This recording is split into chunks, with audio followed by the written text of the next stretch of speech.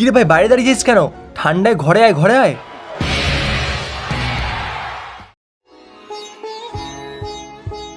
কিরে ভাই, শুনছি নাকি তুই হাত দেখতে পারিস? হ্যাঁ, মোটামুটি দেখতে পারি।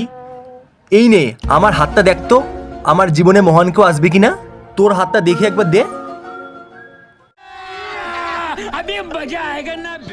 তোর হাতটা দেখে একটা জিনিস বোঝা যাচ্ছে। কি বলতো? তোর জীবনে এমন একজন মহান মানুষ আসবে যে তোর শরীরকে নয়, তোর আত্মাকে ভালোবাসবে, তোর আত্মাকে। আচ্ছা, কে আসবে সেই মহান মানুষটা? যমরাজ আসবে, যমরাজ।